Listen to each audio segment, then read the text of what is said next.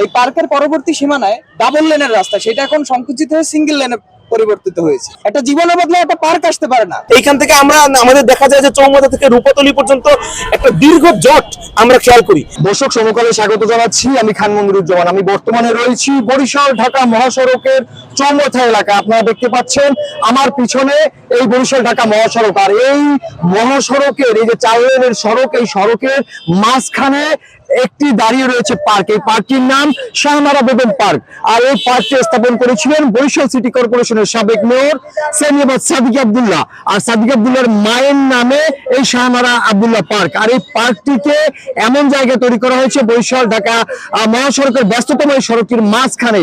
এই পার্কটির কারণে প্রতিনিয়ত এখানে দুর্ঘটনা ঘটছে, প্রায় এই দুর্ঘটনায় আহত এবং নিহতর ঘটনাও ঘটছে। আর এই পার্কটি অপসারণের দাবিতে আজকে বরিশালের যে বৈষম্য বিরোধী ছাত্র আন্দোলনের শিক্ষার্থীরা, তারা কিন্তু এখানে পার্কটি অপসারণের দাবিতে কিন্তু এখানে তারা মানববন্ধন করেছে।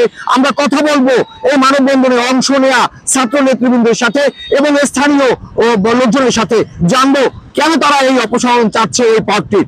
সানবিট সব দিবে সামাল। সানবিট ম্যাজিক প্রেস ডিশওয়াশিং এর মাথা ঘোরানো সলিউশন। আপনারা দেখতে পাচ্ছেন এটা এই পার্কের পরবর্তী সীমানায় ডাবল লেনের রাস্তা, সেটা এখন সংকুচিত হয়ে সিঙ্গেল লেনে পরিবর্তিত হয়েছে।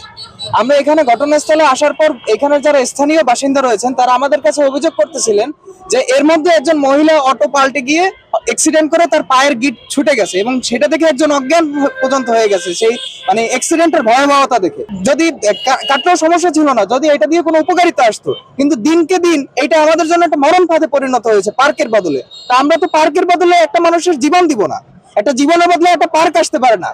একটা জীবনের বদলে শত পার্ক আসবে, কিন্তু শত পার্কের বিরুদ্ধে একটা জীবন আসবে না। এইখান থেকে আমরা আমাদের দেখা যায় যে চৌমাথা থেকে রূপাতলী পর্যন্ত একটা দীর্ঘ জট আমরা খেয়াল করি।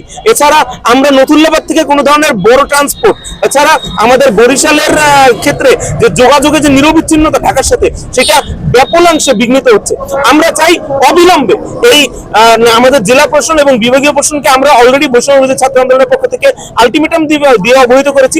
আমরা চাই খুবই দ্রুততার সাথে এই শাহনারা পার্ককে বরিশালের মাটি থেকে নিশ্চিহ্ন করে দিতে হবে। আমরা যখনই বিভাগীয় প্রশাসনের সাথে কথা বলেছি, বিভাগীয় প্রশাসক আমাদেরকে একটি প্রথমে খুবই একটি অযৌক্তিক কথা বলেছেন। তিনি বলেছেন যে আমাকে এই 2.5 কোটি টাকা দেখাও, আমি দেব।